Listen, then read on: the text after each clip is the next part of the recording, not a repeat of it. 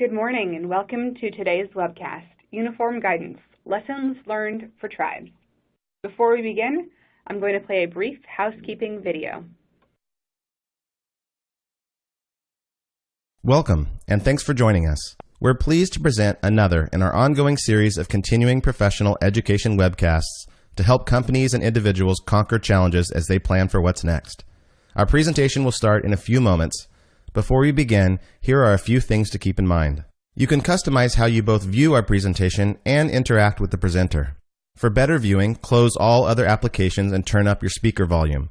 You can also adjust window size and placement or enter full screen mode using the controls at the top of the window or dragging the bottom right-hand corner to resize.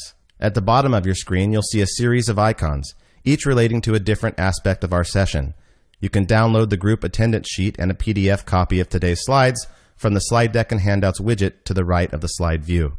You can ask our presenter questions during the webcast by typing a question in the Q&A window below the slide view and clicking Submit.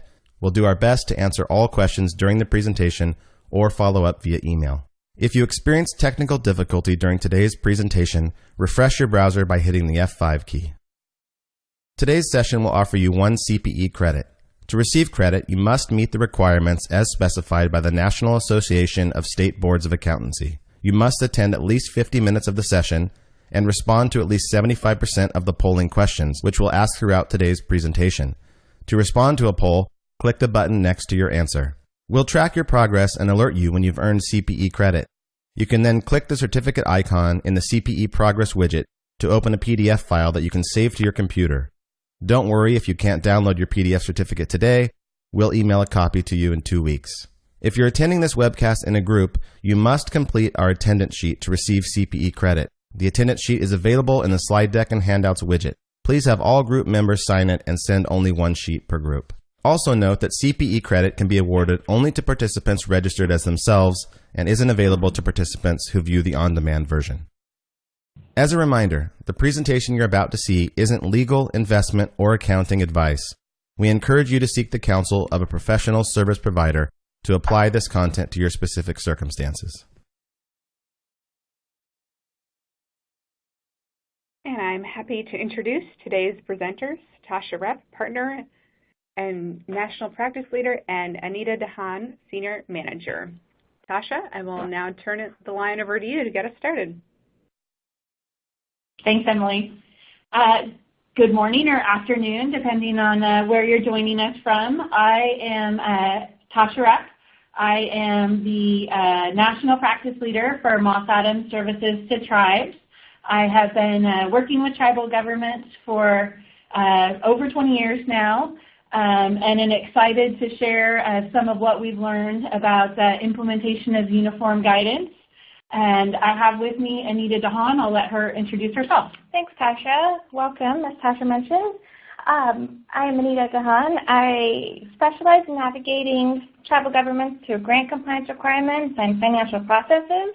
And this webcast is basically a small snapshot of the types of things that we work with our tribal governments. I've been in the industry for 10 years, and I'm going to have Tasha start with the agenda. So what we're going to cover today over the next hour is some of the challenges or best practice tips that we've seen in the tribes that we work with or in hearing from other folks in talking about uniform guidance implementation. So the key areas we're going to talk about today are those around internal controls over compliance. We're going to spend some time talking about some changes that were made to the allowable cost principles that were differences from what was in the old A87 guidance that tribes were previously following. We're going to give an update on some of the procurement requirements, including where we're kind of at with the requirements as to the implementation timeline for those. We're going to talk a little bit about indirect costs. So in addition to uniform guidance, some other changes that we've seen related to indirect costs. SubRecipient monitoring requirements have changed also under the uniform guidance, and just want to make sure everybody's aware of what those requirements are. A few other reminders and tips that kind of fit into an everything else category. I did want to point out that the agenda today, we are really covering best practice tips as it relates to tribal governments. There are some very unique things about how tribes manage and operate their grants, specifically as it relates to Indian self-determination and education assistance tax funding. So I know there's a few non-tribal entities on the call, so just a fair warning for those out there. So over the last couple years, we've seen a few common challenges around implementation of the uniform guidance. One of them was just related to knowing the difference between the previous guidance and the new compliance requirements. Some of it is related to the policies and procedures that are now required under uniform guidance. What people have found going back looking at their policies is that some of them may not be detailed enough, some of them haven't been updated in several years, and some policies just don't exist. And then there's also a training factor involved with knowing about these new compliance requirements and these changes. And the key is to train everybody involved in the process, not just finance, but also your program managers, also your administrators and your council members that should be aware of these changes and the policies that each tribe has. And then a common issue that I think not just tribal governments, but state and local governments face too is just not having sufficient staffing to be able to address these new implementation requirements. Hopefully this webcast will give you a little bit of an idea of the key changes that have occurred or key best practice tips. But just know that if you have these challenges, you're not alone, because we've seen this across the board around several of the tribal governments that we work with. To start with, a good idea to know, or it's good to know where to find these requirements. If you go on the ecfr.gov website, the 2 CFR 200 is the new uniform guidance, but each federal agency has their own regulations on it or have implemented these standards under their own regulations, and this is where you can find that information. Another good resource is COFAR, which is the Council of Financial Assistance Reform. They put together a frequently asked questions list that they've updated a couple times now, and the last time they updated it was in July 2017. So on the CFO.gov website, there's this frequently asked questions link that you can go to, and it really helps clarify some of the maybe more poorly worded guidance that's in the CFR. And OMB has stated that the information in the FAQ is authoritative, so it's a good resource to check out. And I would just say on that, the Trump administration has actually disbanded the COFAR. So that information is still available on the COFAR's website, but I wouldn't expect any new information coming out of that COFAR group going forward. Yes. With that, we come to the first polling question. So if you want to get CPE, you have to answer, I think, 3 out of the 4 polling questions. So the first polling question is, how would you rate your own uniform guidance implementation experience? Good, you've updated everything. Bad, you're still implementing it, and ugly, you haven't started it. I hope that says bad, not bad, but I think you get the gist. It should be bad. Or it shouldn't be bad, but hopefully it's good. I'll give you a few more seconds to answer this question.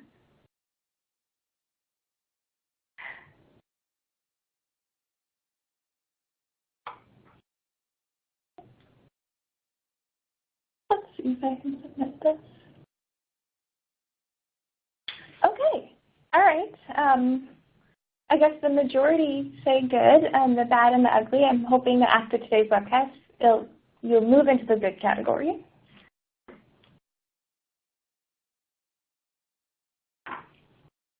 So we're going to talk about one of the areas that the uniform guidance added a lot of clarification on compared to the prior regulations, and that's in the area of internal controls over compliance.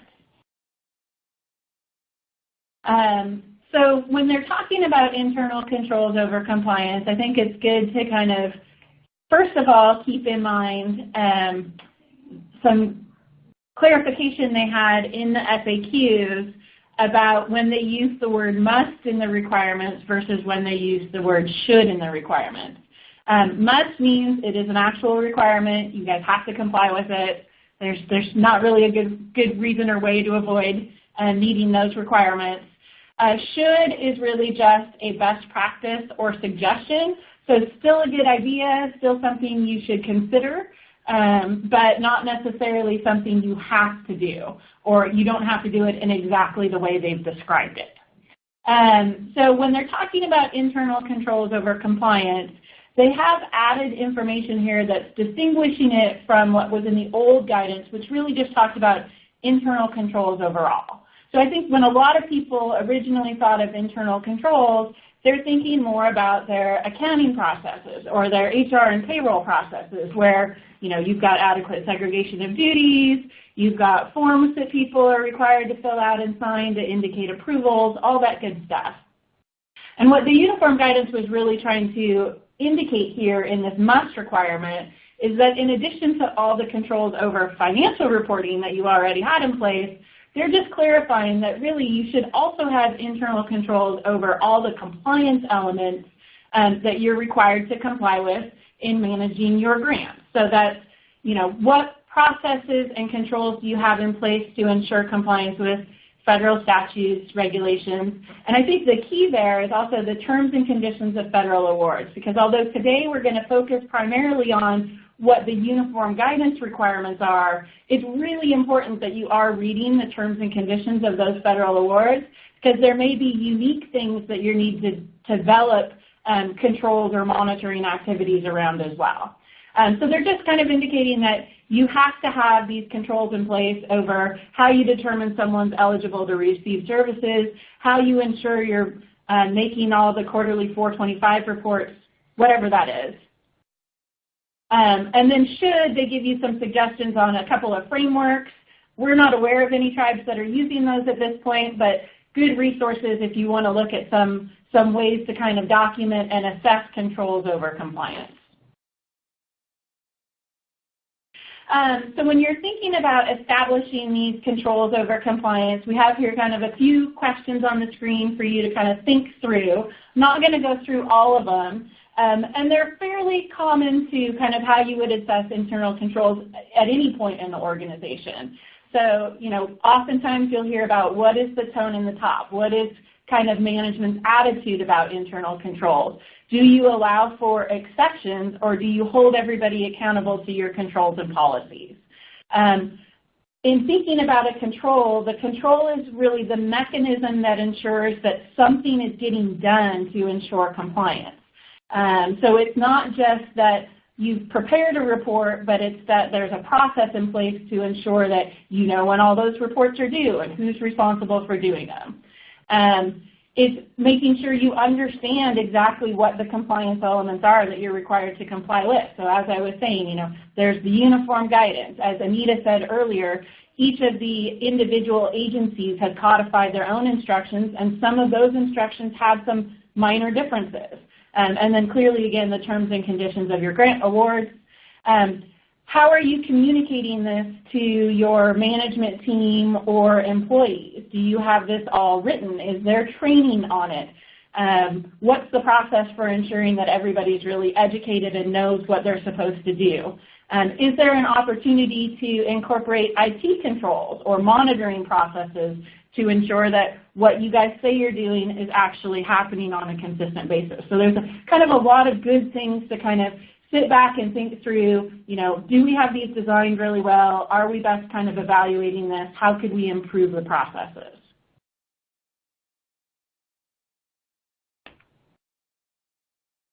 And one of the areas that we've seen a bit of confusion on in our client base and even among auditors that work for us sometimes is really trying to understand the difference between a process versus a control. So again, a process is going to be, as an example, if you're talking about eligibility for one of your programs, your process may be, you've got an intake form where you're filling out information from the participant in the program to determine that they're eligible. But that's not really a control. The control is, what do you have in place to ensure that that is always there? So the control would be, you don't process a payment until somebody's verified that there's a completed form in the file.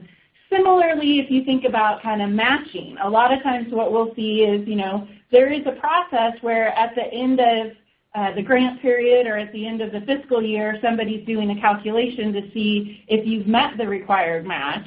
But what is really the control in place? Is there somebody reviewing that? Is there somebody comparing that to the underlying information that was used to prepare it? Because that review process in that example is really the control.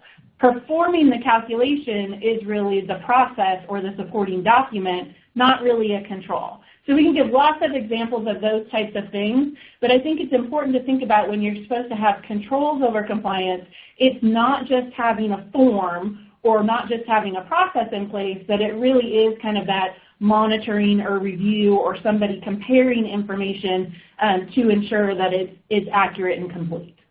And many times this may already be happening. You may already have a process in place to make sure that you're complying with the requirements, but maybe it's just reevaluating whether those processes actually are processes or controls. So you may have a checklist in place for your eligibility. You may have someone making sure that these people are eligible before you provide these services, but maybe just going back and making sure you have these controls over compliance is a thing to look into.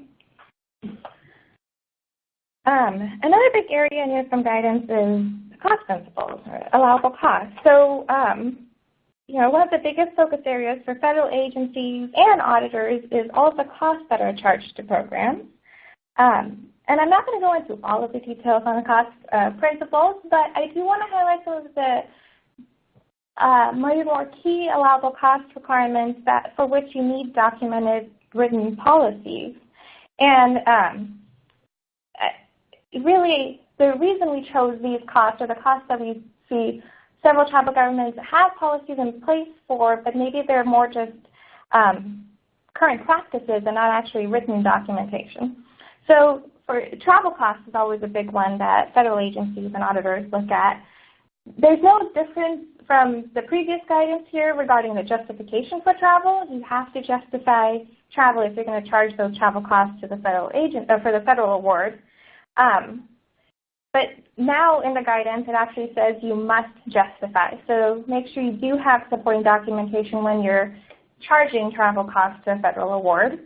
A new requirement, or a new allowable cost that they added in here is temporary dependent care for costs that are above and beyond regular care. So if you or your employee has to travel for work related to a federal award, that cost the cost for temporary dependent care, so that's above and beyond regular care. So an example would be if you have dependent care costs, regular dependent care costs from maybe 8 to 5, and you need to travel out of town for a conference directly related to that federal awards activity, you may have allowable costs of being able to charge these temporary dependent care above and beyond regular care costs to your federal award, as long as it's in your written policy.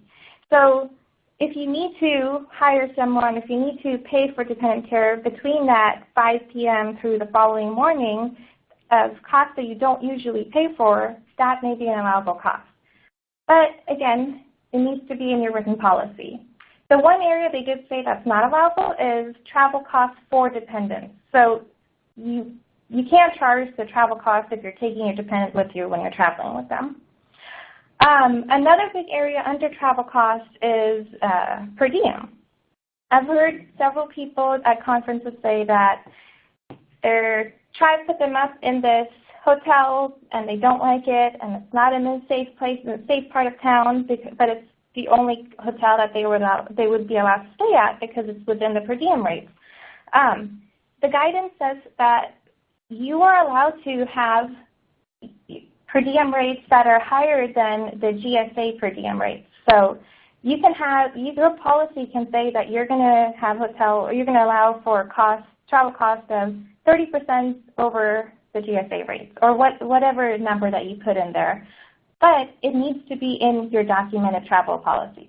If it's not in there, the federal agencies and auditors will have to default to using the GSA rates when they're recalculating travel costs. So make sure when you're updating your travel policy that's included in there.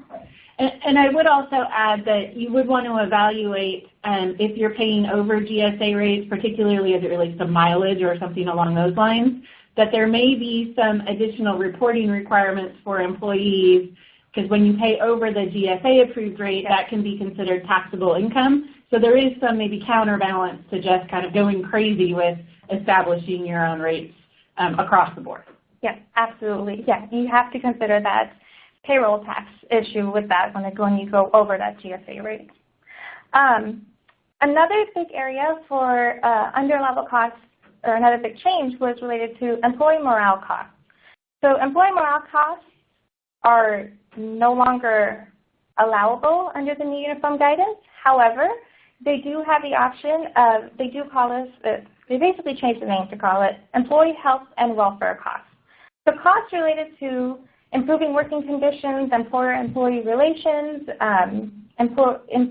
improving employee health and employee performance, those costs are allowable as long as it's in your written policy. So, you know, the monthly birthday cakes or other costs that you have for your employees, those still may be allowable, but you just need to have that in your documented employee health and welfare cost policy. Another common cost that federal agencies are looking into now more are food costs. It's pretty common to charge food to federal boards when you're using, when you have meetings that span lunchtime or past 5 or 6 p.m. or over the course of several hours. Those food costs may still be allowable, but you need to make sure they're consistent with your tribe-wide policy. So again, have written policies regarding food costs, and you should be fine in that area. Another area is recruiting costs.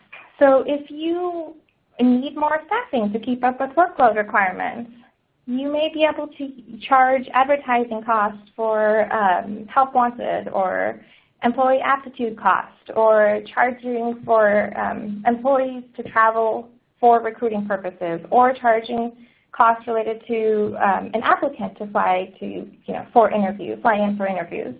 Those types of costs, again, are allowable, but they have to follow your recruiting program policy. So again, the bottom line is make sure all of these policies are documented, and you should be able to have a pretty good basis for charging these types of costs to your program. Another area that I wanted to point out in the allowable costs is related to rental costs. So rental costs related to property and equipment are allowable. That's not a change from previous guidance. But the change that did occur is related to rental costs under less than arm's length leases. And they specifically say that for these less than arm's length leases, you can only charge up to the amount that's allowed as if the entity had owned the property. So they call out these amounts as depreciation, maintenance, taxes, and insurance. Those are the only 4 costs that they're including as rental costs that are allowable under these types of leases. And what they define as less than arm's length transactions are transactions related with divisions or component units, with entities under common controls, and then there is members of the governing body and key employees, including immediate family members. So immediate family members of tribal council, tribal board, other key employees for the program or within the tribe. Their immediate family members, the way to describe it is the normal description of immediate family members of spouse, children, siblings, domestic partners, grandparents, what have you. But now they've added this additional, the last bullet on this, they've added this new requirement or new definition of immediate family member as any individual related by blood and affinity whose close association with the employee is the equivalent of a family relationship. What does that sound to you like, Tasha? That sounds like a tribe to me. Exactly. So I don't like this requirement at all, because they're basically saying that you can charge rental costs for a lease up to fair market value to a third party, but you can't charge too much. You can only charge 4 items: depreciation, maintenance, taxes, and insurance costs for these types of leases. So I don't like this requirement, but I just want you guys to be aware of it. But one suggestion, if you think you've got kind of rent or leases that might fit within this definition, one option you always have is to work with your funding agency to specifically allow for this. Yes. Because whatever is in your grant document overrides the general requirements in the uniform guidance. Absolutely. So it's definitely the path I would go if you think you might have an issue in this area. Yes, absolutely.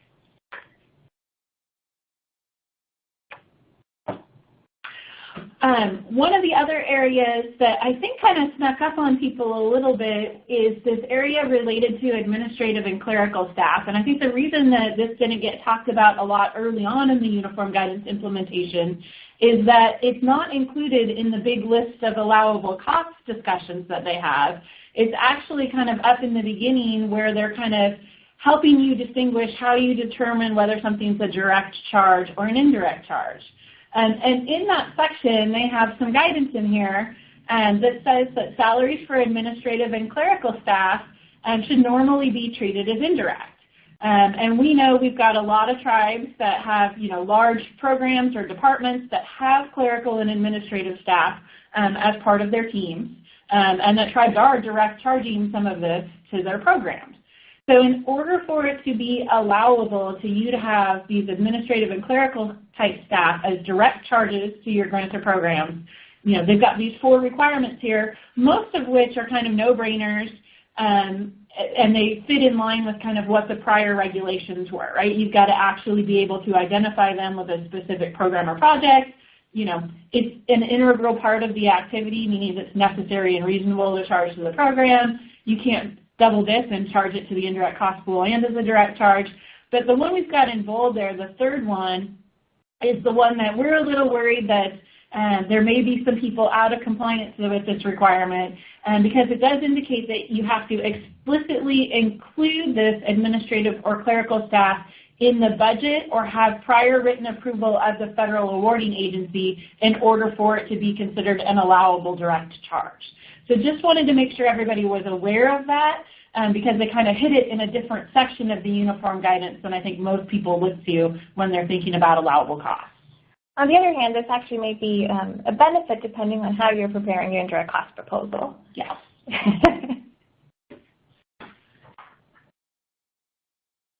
Another area that we've had a few discussions with some of our tribal clients is related to self-insurance. So we've got a number of clients who feel that it is cost-effective to self-insure for medical, dental, et cetera, for their employees. Some do workers' comp as self-insurance.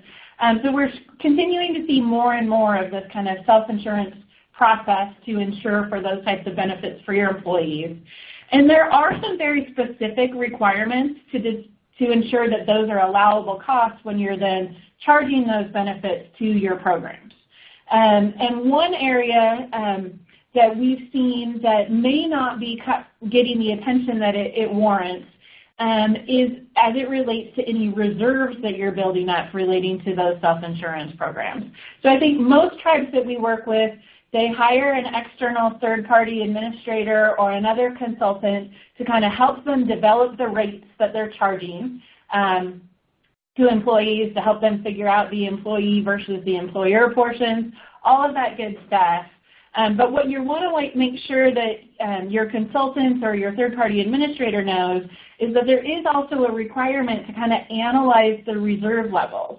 And what the uniform guidance indicates is that your reserve levels cannot exceed the value of your actual claims, your claims that have been submitted but you haven't yet paid off or adjudicated, and your IBNR, those that have been incurred and you're kind of estimating what those are going to be based on your history of claims. And it does indicate that if you have a reserve that is in excess of basically those 3 things, which is a pretty narrow definition, that it may not be allowable unless you've got it specifically justified in your indirect cost rate proposal. So I did a little follow-up with Interior's Business Center to find out, have they ever seen this from a tribe? And the answer was no. They haven't seen any tribes doing this. And so I'm guessing that there may need to be some additional discussions with Interior Business Center about what would this look like, what type of information they would need in order to justify having a reserve that kind of exceeds this uniform guidance calculation. So just something to be aware of, something to talk to your TPAs or other consultants with as you're kind of establishing rates and evaluating your self-insurance reserves going forward.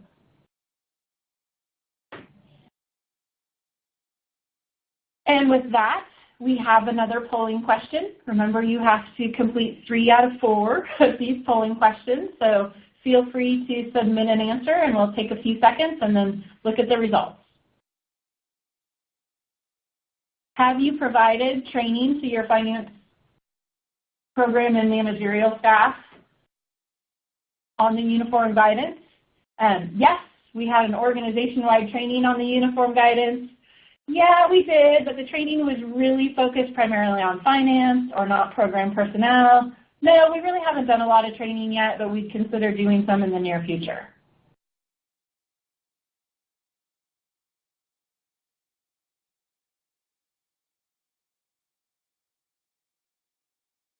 All right, so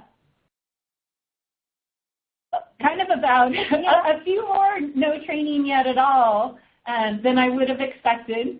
You know, these uniform guidance requirements in general have been applicable for almost 2 years at this point. So if you haven't done it yet, I'd suggest doing it in the near future. And for those of you that did an organization-wide training, the quarter of you out there, that's awesome. The one thing I would suggest that we also consider to be a best practice is to occasionally do refresher trainings periodically. As you've got turnover and new people coming in or new grants that are coming in, it's always a good idea to kind of periodically make sure that everybody remembers all the stuff they learned 2 years ago when they did the refresher class, so that it's top of mind for everybody at your organization. So the next big change, or the next big area in uniform guidance that was that had a significant change to it was procurement requirements. I'm hoping that all of you probably already are aware of the changes that occurred, but here's a quick reminder of the procurement methods that now the uniform guidance says that you have to implement. This bare claw comes directly from the FAQ that the COFAR released a couple years ago now. So I'll go through all 5 of them.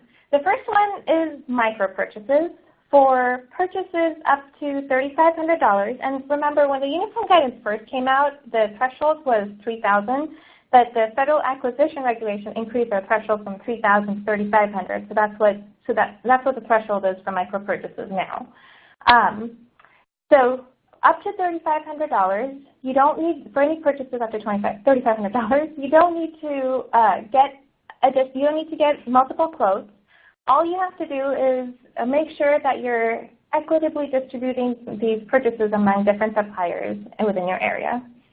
That's about all the requirements as for micro purchases.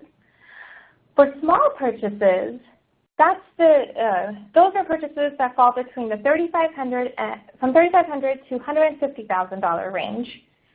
For small purchases, the guidance says that you need to get more than 1 quote. And I can tell you that most of the tribal governments that I work with and that I've heard from other people from other tribes, they still have the 3-rate quote requirement, obtaining 3 quotes or 3 rates. But now the guidance says that all you need to do is get more than 1 quote for purchases between $3,500 to $150,000. So, you know, you may consider, if you're evaluating your procurement policy, you may consider changing that, maybe decreasing that restriction of getting 3 quotes rather than just getting maybe 2. And you're not required to go through a cost to price analysis for these small purchases. The only thing you have to do is document that you obtained either a verbal quote or a quote online or, you know, through Google, Amazon, what have you. All you need to do is document that you got more than 1 quote. There's no other, stringent requirement for these types of purchases. Then for anything over $150,000, there are two different types of requirements, sealed bids and competitive proposals. Those two methods, they're similar to what the requirements were before. For sealed bids, price is the major factor if you're using a sealed bids methodology, and it is the preferred method for construction projects. For competitive proposals, it's more of fixed price contract or a cost reimbursement project, but really the biggest thing for competitive proposals is to evaluate the criteria, is to have an evaluation criteria for your request for proposals. And that evaluation criteria needs to be disclosed to all of the people submitting those proposals. And then the fifth method is sole source. Under sole source, you only have 4 options or 4 areas when sole source would be applicable. If there's only one available source, if it's a unique item or a uniquely sourced item, you can use the sole source method, or if there's a public emergency, or if it's specifically authorized by the funding agency, so if it's in your grant award or contract award document, or if you tried to go through a competitive process but you didn't get enough responses, and so you didn't have adequate competition, you can go through a sole source methodology. So those are the 5 procurement methods. Hopefully your new policies have these 5 procurement methods in them. But the basics for the procurement methods are still pretty similar as before. So regardless of whatever option you choose, you have to have supporting documentation, sufficient supporting documentation for your procurement process. A big area of risk that you may want to make sure you have addressed this in your procurement policy is purchases related, you're using T-cards or credit cards, because that's an area of a risk of fraud and a risk of noncompliance. I'm sure I can come up with give you a lot of scenarios where credit card fraud has occurred in the past. So make sure you have your policies addressing these new requirements and you have strong policies around it. And then things to consider in your policies is to know if you have a process to approve contract extensions, or if you use legacy vendors, make sure you address these in your policies. And it's okay to include exceptions to these procurement methods in your policies as long as they're reasonable and as long as they're documented in your policies. You may have heard that the micro-purchase threshold went up from $3,500 to $10,000 for fiscal year 2017, but that only applies to institutes of higher education, not-for-profit research organizations, and independent research institutes. So it does not apply to tribes. So right now the micro-purchase threshold is still $3,500.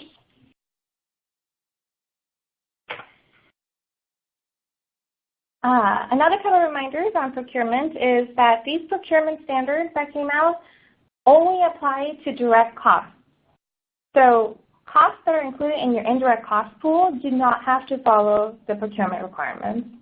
A lot of tribes I work with have chosen to just have one procurement policy for all costs, but if you feel like you can maybe go through a maybe easier procurement process but still go through it efficiently, I think you may be able to have a separate, or you may want to consider having a separate policy for those costs.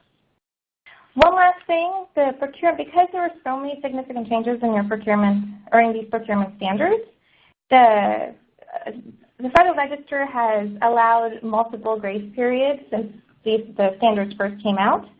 So the last grace period that they had was for 2017. So now the new procurement standards have to be implemented starting fiscal year 2018, starting with your fiscal years that start after December 26, 2017. So if your calendar year ends, you have to implement the new procurement standards by starting January 1st, 2018.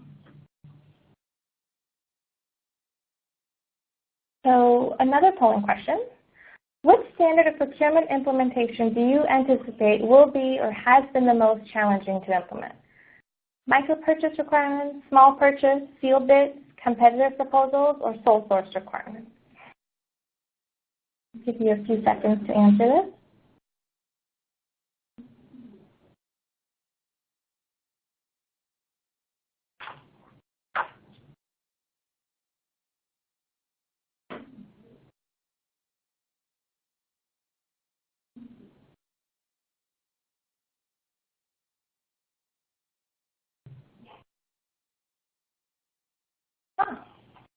I'm a little surprised to see the percentage for competitive proposal requirements. However, I do think the most difficult area for me would be the small purchase requirements because most tribes didn't have a requirement before these new standards came out to have to have another quote for purchases maybe under $25,000 or $50,000.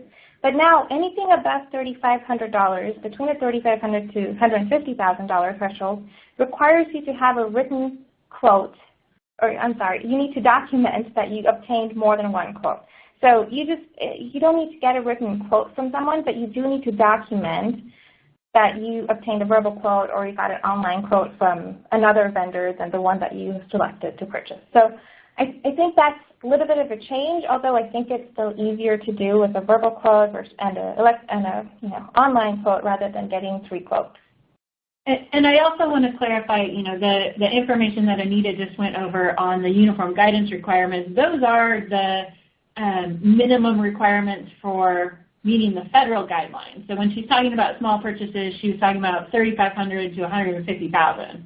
We recognize that, based on the size or activity level of your tribe or just the comfort level of your tribal council, 150 may be too high for your organization, and it may be something much lower. So that wasn't to indicate that those are the only framework. That you can't be higher than 150, and you have to at least be 3,500 on the bottom end.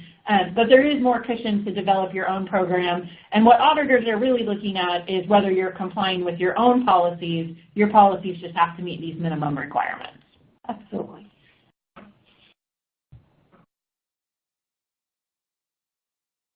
All right, so we're going to take a few minutes to talk about indirect costs.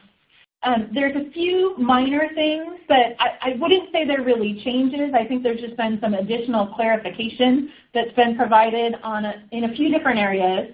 Because over the last couple of years, if you think about it, we've got kind of the uniform guidance, and there were a few little changes that impacted kind of indirect as it related to that. There were some changes that the Interior Business Center has made to their templates and the FAQs that are on their website, and I'm guessing their website is not an area that a lot of people spend a lot of time with. IHS and BIA policies have all been updated, and there's continued legal challenges around indirect. So, the most recent one being the SAGE indirect cost challenge about, whether they owe indirect related to third-party billing income and all that stuff. So there's a lot of activity in this area, so we just wanted to make sure, and I'm going to go through these really quickly because none of these are really big changes. Just want to make sure that there are things that everybody keeps top of mind because they are getting some more discussion. So one that was in the uniform guidance had to do with the fact that, federal agencies are really supposed to be paying you their full rate. And I think everybody, when we talk about that, they kind of laugh because we know that not all federal agencies pay your full rate. But this is an opportunity for you to push back because the federal agencies, if they're paying you something less than your full rate, it's either got to be a requirement of a statute or regulation. So an example of that would be Head Start. The Head Start statutes actually limit the amount of administrative costs, and that's why it limits your indirect rate. On the other areas, though, if they're not paying you your full rate, you do have an opportunity to kind of ask them what their justification is. And they can't just tell you, oh, that's just our policy. They actually were supposed to have provided a justification to the Office of Management and Budget to support why they're paying less than the full rate. So just a heads up there. There's some information on the de minimis rate, but that only applies if you've never had an indirect cost rate, which for most tribes is not what we see, but just recognizing that that's still available. One area that we have started to see some traction in is how tribes are negotiating their rates and using the carry-forward calculation information. So historically, most tribes, when they're preparing, their indirect cost rate for fiscal year 18, they're taking the actual expenses from FY16, calculating a carry forward to see if you over or under recovered, and then you adjust your 2018 rate based on that FY16 carry forward calculation. And there's always been some inherent kind of timing issues in this process because the indirect cost standards say you have to submit your rate 6 months before you intend to use it, right? So 6 months before fiscal year 18 starts. But the audit requirements say you have 9 months to complete your audit to come up with those actual numbers. And so a lot of times that has caused tribes to have to submit their indirect cost rate, shortly before the year ends that they're trying to negotiate it for, which doesn't allow you to do a lot of great planning from a budget perspective. It also creates complications when you're applying for grants to ensure that you've got the right rate in there and whether that rate might change. One of the things that the Interior Business Center is now allowing people to do is instead of taking your FY16 actual carry forward, calculating the over recovery, they're allowing you to adjust it to the 19 rate. So that gives you kind of that extra year of cushion so that you can get your rates done earlier in advance and have those when you're applying for grants and doing your budgeting and all that stuff. One downfall of this is that you are having to project now a little bit further out. So instead of projecting to just what your 18 budgets are, you're having to think about 19. So this may be better for tribes that have really stable kind of direct cost pools that aren't changing a lot from year to year. Or if you are really good at planning and kind of know what 19 is going to look like at this point, this might be a good option for you as well. Regardless, even if you do have changes, though, your fixed carry forward rate it'll be adjusted in the future years. Yeah, there just may be more fluctuation in the rate because if you've underestimated or overestimated, you'll have a larger over or under recovery. Yeah. One other area that we wanted to make sure that people were aware is in the BIA indirect policy changes that were issued at the beginning of this year. One of the things that they did provide in that was if there are tribes out there who don't qualify for a single audit, so your federal expenditures are less than $750,000, and you don't have an approved indirect cost rate or one that's older than 4 years old, you're eligible to receive a flat indirect cost support rate at 30%. So if there are those of you that are in that bucket, you might want to consider that. Consider whether you want to go through a rate process if you're eligible for this 30%. Some other guidance that the Interior Business Center put out on their website, they clarified that Tribal Council, you can continue to charge 50% of their time without any justification, but they did include a sample personal activity report if you want to have your Tribal Council allocate more than 50%, so say 60%. And I just thought it was an interesting template that they prepared because it does give a very good view into what the Interior Business Center considers general government. So if Tribal Council members or any other employee in the organization is spending time on the list on the left, that's not eligible to be an indirect activity. And the Interior Business Center's interpretation of their requirements says that the activities on the right are the types of activities that you would want to track for your council members to kind of substantiate that they're spending additional time. But really what this boils down to is the area I think it applies to a lot is legal, because one of the other changes that they've made to their templates and to the FAQ is a little bit more kind of concrete guidance and certifications about how you're allocating legal costs to your indirect cost pool. So just make sure that you're aware of these, that you really are, if you're only allocating a portion of your legal costs to the indirect cost pool, which is I think what we see most of the time, they need to be keeping timesheets. They need to be thinking about which activities they perform are really allowed to be in the pool versus which aren't, and you might look back at that personal activity report to give you a kind of a sample of what types of activities those might be, at least in the eyes of the Interior Business Center.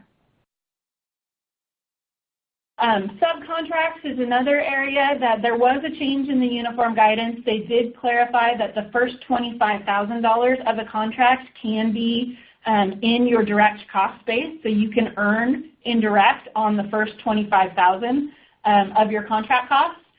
In the National Interior Business Center, sorry, I thought I was going to get through this one.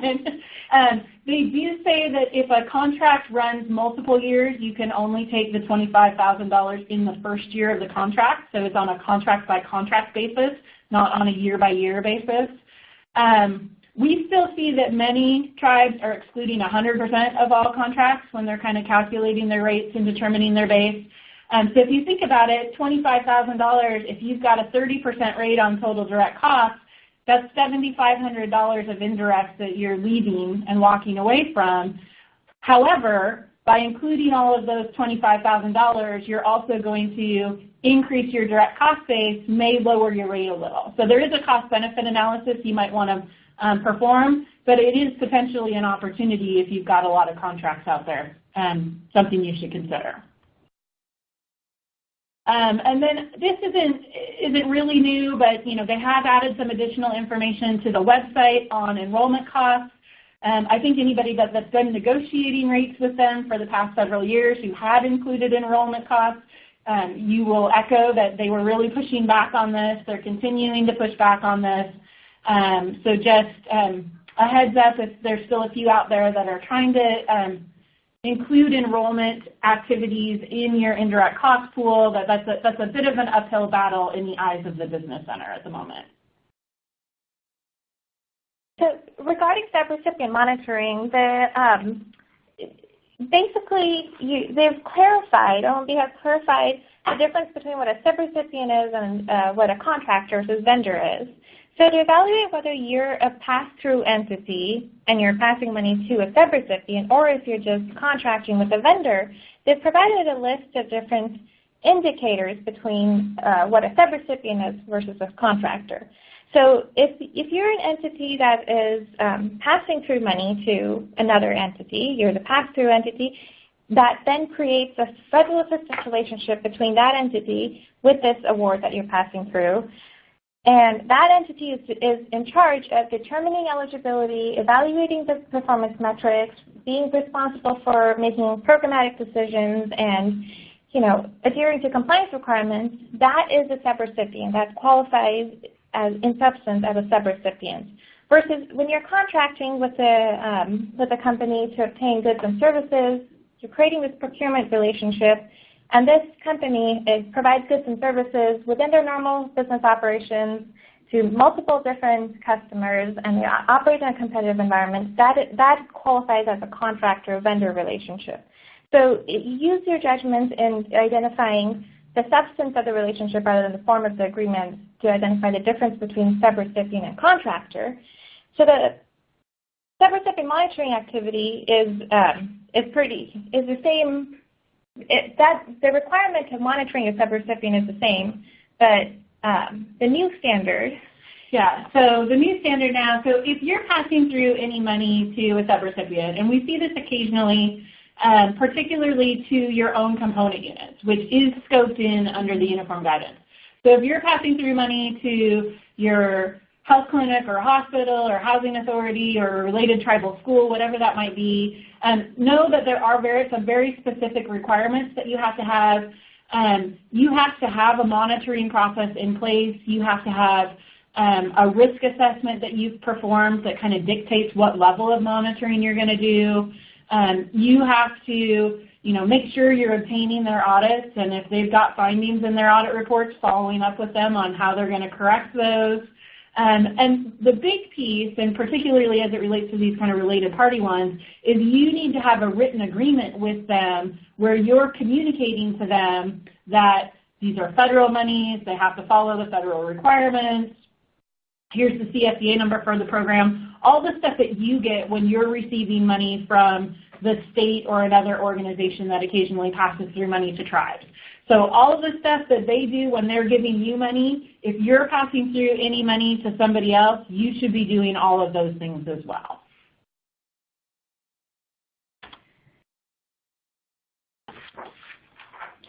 A few other just kind of things that we've seen along the way. One of the new requirements that was in the uniform guidance is having controls over protected, personally identifiable information. So, you know, first name, last name, date of birth, all the stuff that you would think about that you'd want to protect. And, you know, what we've seen is that, you know, for 95% of the information that tribes have, they've got these controls in place, right? Your accounting system, your HR and payroll, your enrollment process. They're really good at having processes and controls to ensure that that information is protected. The area that sometimes maybe could see some improvement is if there's remote programs that are maintaining their own records, particularly paper records. What controls are in place? Are file cabinets locked? Is there access restricted? If there's an Excel worksheet that maintains that information, is it on an area of the network that, you know, not everybody has access to? All the kind of stuff that you'd want to have when you're talking about financial information and the controls you have about making that information protected. You want to have those same types of controls in place if you've got any personal information for your employees, your tribal members, or anybody else that's receiving benefits under your programs. And then two other quick areas. Everybody's been very focused on making sure they're updating policies and procedures as it related to procurement. Just wanted to remind everybody that the new requirements also indicate that you have to have a written procedure for determining the process for drawing down funds. So your cash management process now has to be in a written procedure, as does a written procedure for how you determine allowable costs. And that one, again, every tribe we work with has a process, right? You've got a purchase requisition form or some other form where people, lots of different people are probably signing. Presumably one of those people, maybe a program director or a grant compliance officer, is reviewing the cost to determine that it's allowable, but you need to be able to specifically point to a written policy where you've identified who it is and what they're required to do. So just make sure you're incorporating that into kind of your policies and procedures if you're still in the process of updating. So with that, we have our final polling question. Which written policies do you need to revisit? Cash management, allowable costs, procurement, conflicts of interest, or all of the above? The conflicts of interest one, you need to have an organization-wide conflict of interest policy as well as a conflict of interest policy within your procurement standards or procurement policy. I also want to let you know we are running a little short on time, but this is your last polling question, so we're going to be within your 1 hour requirement to meet your CPE, but if you want to bear with us for a few more minutes, we have a few more slides we need to get through. All of the above. Okay, well at least this is a good reminder for you that some of these policies need to be updated. So for some of the other miscellaneous items, we put this in this other bucket. Cost sharing and matching. There are no significantly new changes here. You know, just reminders that you need to have supporting documentation to verify your cost sharing and matching. You can't use federal money to pay for to meet those match or cost sharing requirements, except BIA and IHS money under the Indian Self-Determination Act. For volunteer services, you can use rates consistent with those paid for similar work within the entity or those found in the labor market. You can also value your volunteer service or use fringe benefits paid in your valuation calculation of volunteer services. For third-party in-kind contributions, in the guidance now says fair market value must be documented. So you have to document that fair market value when you're evaluating that third-party in-kind contribution.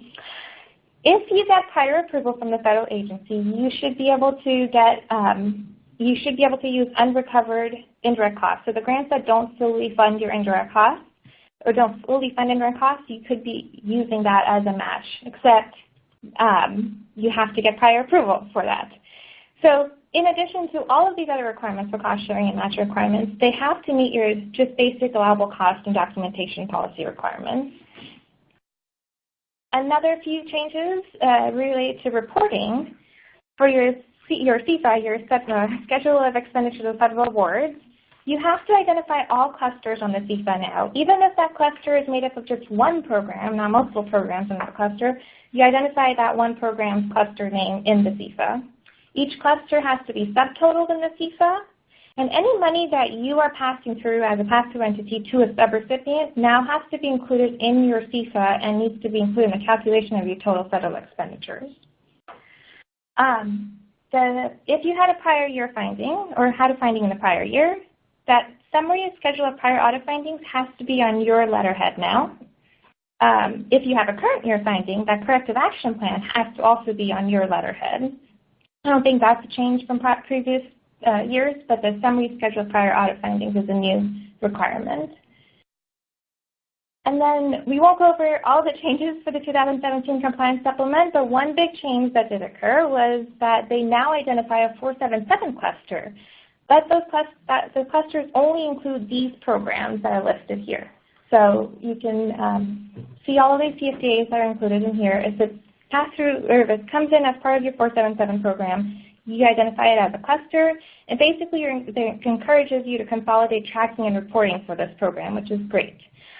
And then a couple weeks ago, the Senate passed the House version of the 477 Act, and it's now sitting on the President's desk. So as soon as that gets signed into law, we'll finally have a final 477 program. You can take a look at Part 5 or Appendix 7 of the compliance supplement to see the changes and the new clusters. With that, that is the end of our presentation. It is, and I know there's several of you that have submitted questions online. We will be responding to you individually on those questions. If there were other questions that came up during the process, there was a slide that had our contact information, so feel free to send us follow-up questions if you have those. And thanks very much. All right. Thank you, Anita and Tasha, for a great presentation. Like Tasha mentioned, if you guys have any questions that didn't get answered, we'll be following up with you after the webcast. You can still submit questions for a few more minutes, or you can respond to Anita or Tasha directly. And as a reminder, if you attended today's presentation in a group and would like to receive CPE credit, you must complete the group attendance sheet found in the slide deck and handouts icon to the right of the slide view. If you participated as an individual and met all certification requirements, your certificate is available to download now in the CPE progress window to the right of the slide view. I'll keep the webcast console open for a few minutes to give you time to download your CPE certificate. A copy will be emailed within 2 weeks should you have any difficulty downloading it now. And here's a link to an online survey where you can provide feedback for today's presentation. Please take a moment to complete this survey as your feedback is very important to us. Thank you for joining us, and we hope you'll join us again next time.